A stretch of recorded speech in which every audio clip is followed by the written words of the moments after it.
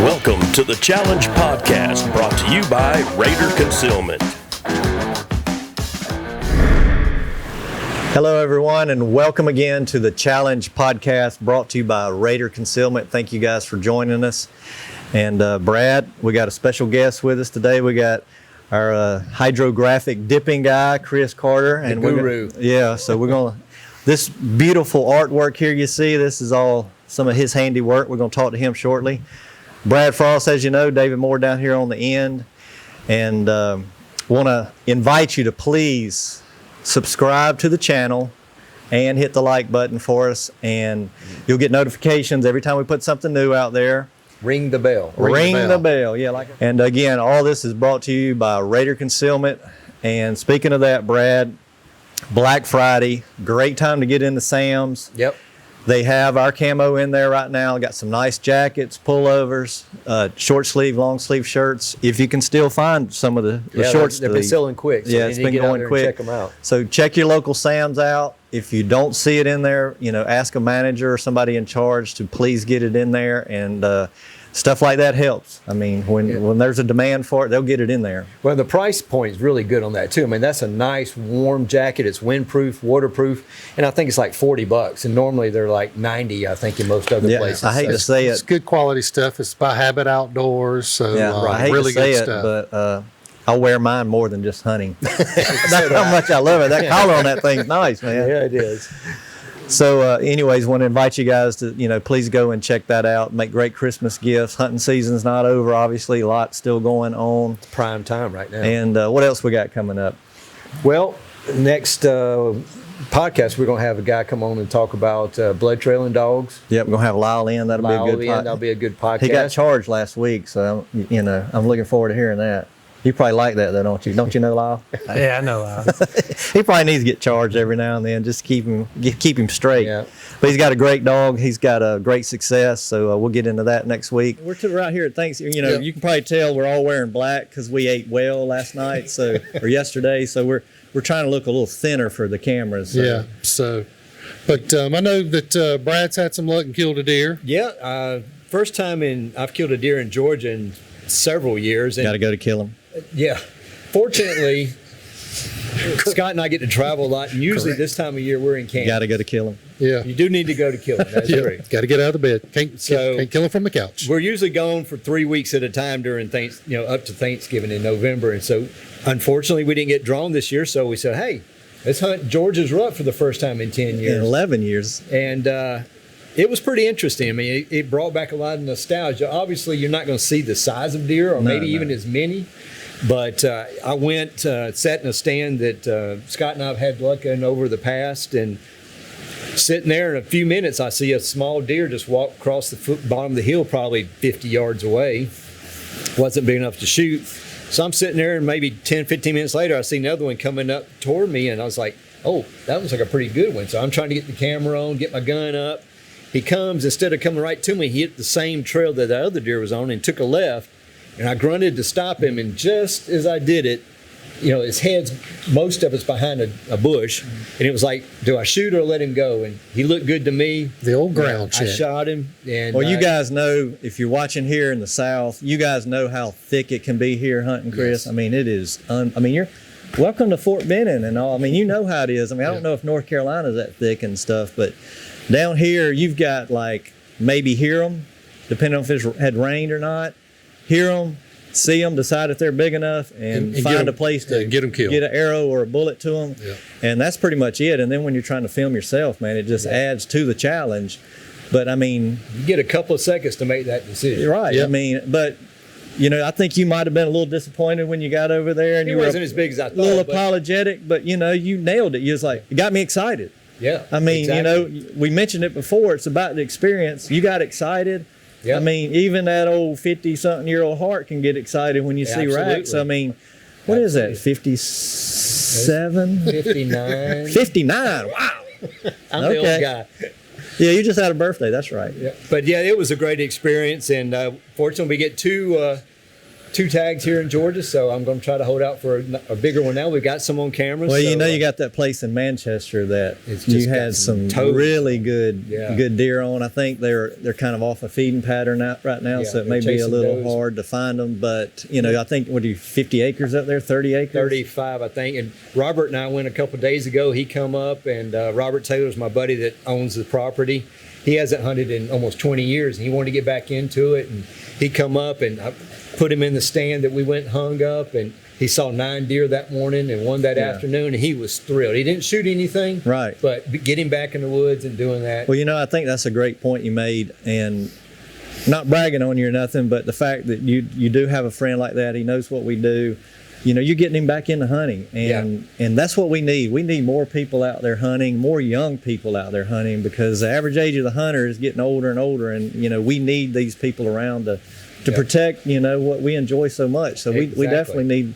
That's why we got Corey and Ashley around, and we're gonna next few podcasts away we're gonna have Crystal, and probably have Ashley back and talk about Yeah. some of the women, and I think the women numbers have Fastest increased. growing. They are growing. We may be yes. declining some on the male side, but luckily the women's side is really starting to pick up, and I'm glad to see it, because if you're losing numbers somewhere else and picking them up, Right, as long as it keeps getting right, but still the numbers are dropping. And Chris, I know for you that really don't help for business, does it? It's not the best thing. No. So let's get into we see some of your work here, and you do great work, but let's get into a little bit of I think we all have questions for you, so be ready. It's going to be rapid fire. So first off, how'd you get started in this, and tell us the name of your business and the best way to get in touch with you. So we're Heroes of Valhalla Firearms. We're located in the same building with Hunting and Hooking on 54th Street here in Columbus. Okay. We've been open for just about a year. Me and my business partner both are retired military. Both decided to stay here in the Columbus area and start our own business. All right. You got a website or Yeah, we have a website, which is hvfirearms.com. HV? Firearms. Tell everybody what that stands for. I think it's a cool name. So Heroes of Valhalla Firearms. There you go. You can't forget that. And it's the same on Facebook or Instagram. All right. Say it again for us, HV Firearms or Heroes of Valhalla Firearms. and give me your phone number if you don't mind putting that out there. 706-715-3374. Well, Chris, you didn't grow up as a hunter, right? No, growing up, my family really didn't hunt very much. You went for strolls in the woods with carrying a gun? Is that Yes. what you put it? not much shooting happening with, lot of with my walking. dad. But I think, being out there with your dad, I mean, that kind of gave you that incentive to get back out there. Now you're down here at Fort Benning, you met some guys that like to hunt. Yes. And, if you'd never hunted, you may be like, I don't really care. But you had that interest, obviously, or you wouldn't be back out there. It still took a while to get me back out there. I was here a couple of years before I went back out. And then once I went back out, fell in love with it again. And Yeah. now I'm happy the season's here. Yeah. Well, there's some great deer out there at Fort Benning. I mean, I'm on that Fort Benning hunt club, and I can't remember the numbers that Tommy Hutchison put out there a couple of weeks ago, but I mean, it's incredible the number of deer they're taking big out there. deer, too. And yeah, you've seen some of the deer. I mean, they're coming in up there at the shop. I do taxidermy work, big game taxidermy. I'm getting in some big deer. So I mean, it's if here, I mean, it's Georgia. But if we give them the age, I mean, they got the genetics. We help them out a little bit with food.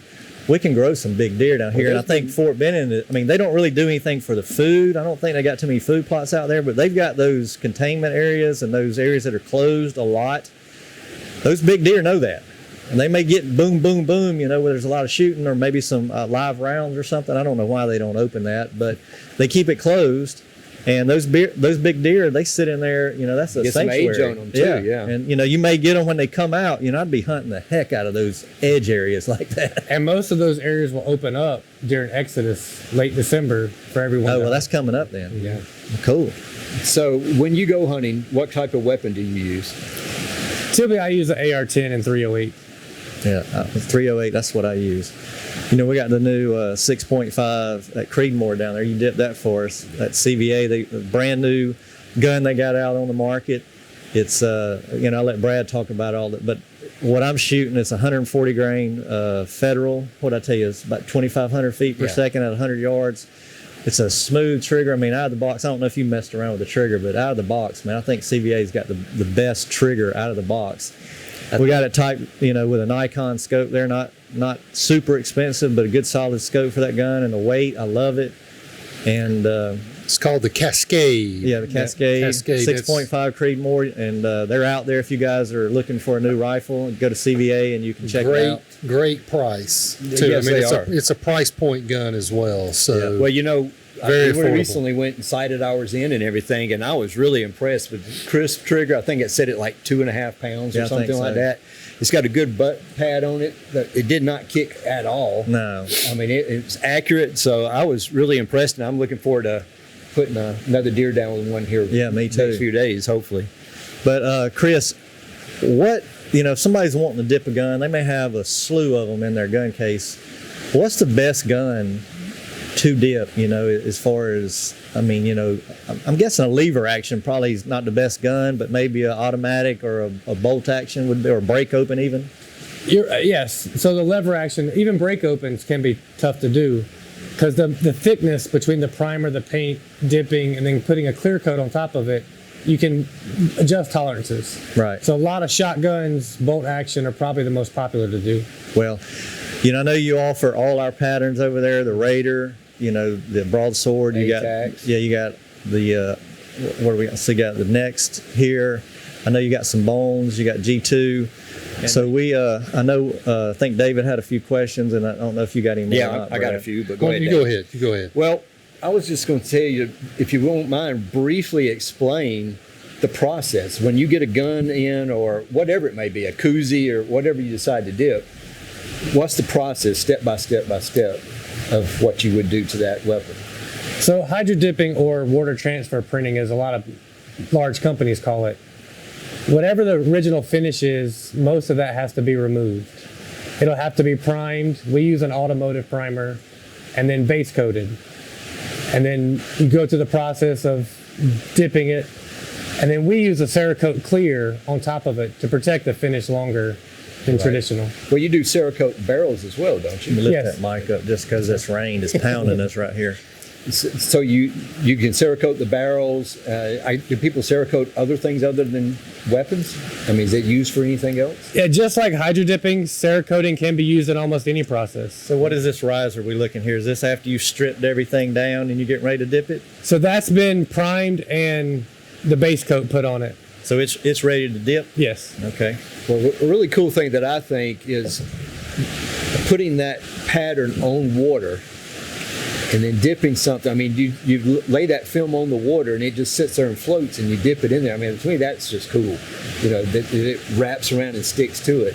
So what kind of durability do you get out of a good wrap? So traditionally, it will scratch and chip, which is why we use the Cerakote clear over it That protects. to give you a protecting, just Yeah. like you would Cerakote it normally. I mean, that piece right there is beautiful, man. Look at that. I don't know if y'all can see that or not, but that is absolutely fabulous. I mean, if you laid that down on the ground out there in the woods, I don't believe you'd find it. And so, how expensive is it? So a shotgun typically runs around 180. Same for a bolt action. A full AR like this one, it's probably gonna be right around 225. I can imagine they could be a handful. But that gun in Raider looks incredible, man. You did a good job on that. I appreciate that. Is Cerakote expensive as well, or? Roughly about the same price. Okay. And that also includes doing a combination. If you want to keep the barrel not camouflage and just go a solid color, we can do a mixture of Cerakote hydro dipping on one gun. You did one rifle for me, an old CVA that it was stainless steel barrel, so and it was black. Didn't really make any sense to camouflage the butt and the forearm and have a stainless steel barrel, so we did the Cerakoting on it. Man, that's a good looking gun. I've had a lot of people comment on that. Well, that's all the questions I had for right now. David, you got any? I'm good. I'm good. Okay. I think Brad had all his questions that David had for He you. had the so same I think we're ones. covered on that. Yeah. So Well, I'll tell you, it is pretty much it's an entirely manual process for y'all. Yes, It is. Okay. Time intensive. it can be. They do make equipment where you can do it all automated, I thought I've seen but a it. lot Okay. of that is in production companies. Okay. is there anything a guy, when he's getting ready to bring his gun in, does he need to, take off the gun just to make sure you don't have to do it? I mean, is there anything he can help you? Obviously, scope covers and slings, and I guess if they got some kind of ammo pouch on the gun or something, what do they need to do to help you as far as prepping the gun?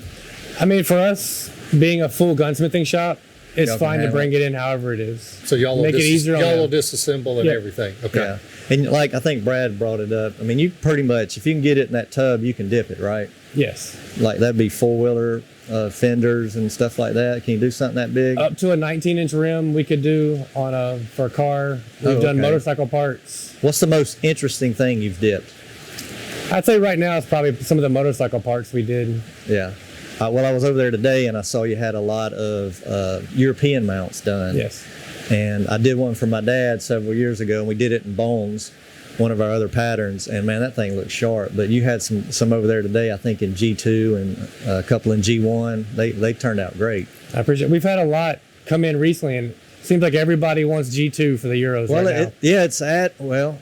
it's adding something a little different, I mean, you got 5 or 6 Euros, and I mean, there's only a certain way you can do it and display it different. And I think guys are looking for variety. Just like when they come in, if like for Brad, he shot plenty of deer. He don't want to do the same mount over and over, so you're looking to kind of experiment with something a little different. And I had a few guys tell me that's what makes a trophy room.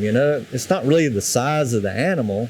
It's the hunt, the experience, and have unique things in there showing different turns, and I mean, you've seen them licking themselves with an arrow. I don't really care for that one, but where they're reaching up to graze and stuff. You've seen the half body mounts coming out of the wall and stuff. So I think that's something I'm definitely going to be adding to my line to provide for my customers, and I appreciate you're willing to work with me on that. So Is there any materials that are not conducive for dipping process? Good question. It has to be a non-porous surface. So glass, it will not stick to at all. No wood. You can do wood. You can do wood. The one we were working on today that we were filming a little bit of was done on a wood stock on that lever action. I imagine that would be a pretty good thing to kind of restore an old gun, been beat up, scratched up. I mean, you put that over it and it takes away all the scratches. I mean, and It's brand new. adds some camo to it, But before we get too far along, we want to talk to you a little bit about, kind of what we're seeing in the rut. We told you we was going to try to help you out with that. And I mean, heck, I really don't know what to tell you other than get in the woods. Cause, It's wide open.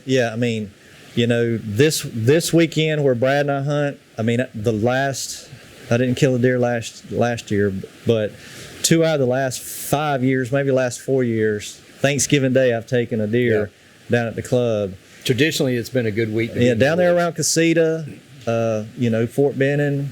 I mean, and I think that's when most guys are in the woods, man. It seems to be that celebrated That's holiday. part of it too. You got more people in the woods, But I mean, we see them when we go Right. during that time. My dad shot a deer, I think the 2 days before Thanksgiving one year. My brother seems to think it's the 20th because him and Barbie killed a deer down there on the same day a couple of years apart. Speaking of your brother, Yeah, he took a nice one. I forgot about. speaking of, you ain't even talked about your brother. Giving Shane no love for that handgun so kill. I forgot about that. So yeah, quick story. It is hard to get me and Brad and my brother down there at the same time.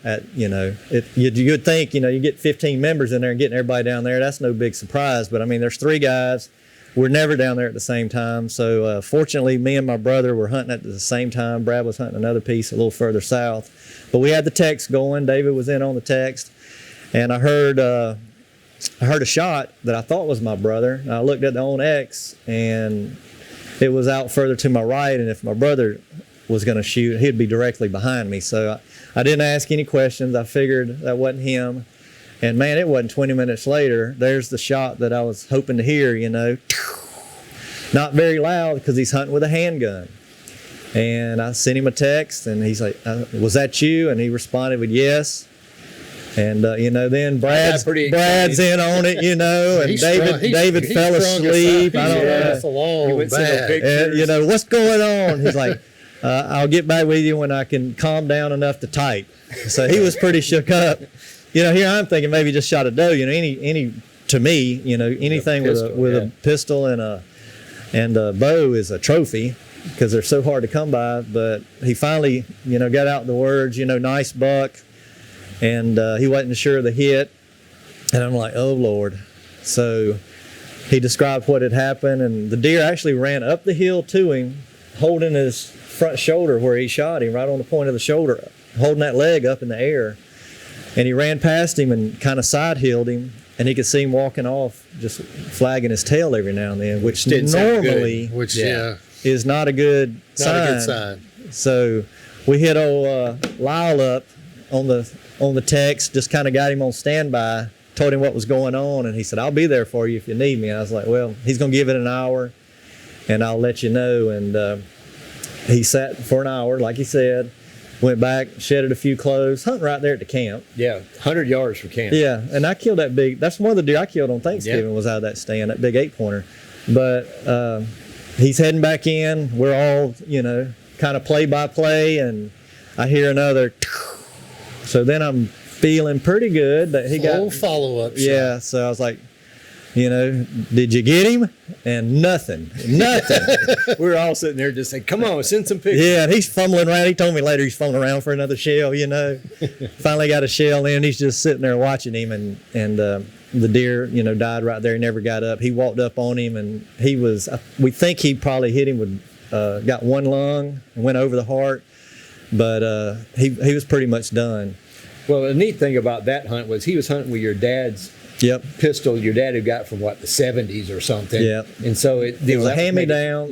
My dad gave it to him for Christmas, and it was a special gun, special hunt, and it meant a lot to Shane. And as a matter of fact, we're going to do a Euro, and he may want to have that dip, so we'll let you know on that. Mm-hmm. But guys, we want to ask you again to please give us a like. Hopefully you like the video, that the podcast today.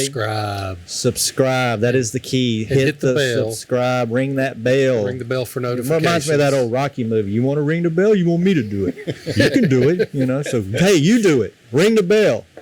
But we'll see you again here in 2 weeks. The next show we're going to have a tracking dog on, and he's going to tell us some great stories. Not the dog, but I hope the owner. Yeah. So that ought to be interesting. I heard he got charged last week, so I'm looking forward to hearing that. So you guys join us again here in 2 weeks. We'll have a tracking dog expert on, and more hunting stories, more rut report. And thank you for watching. Hit the bell. We'll see you next time. We appreciate you coming. Thanks for having me. Yes, sir. Thank you. We'll see you next time right here on the podcast, Challenge Podcast, brought to you by Raider Concealment.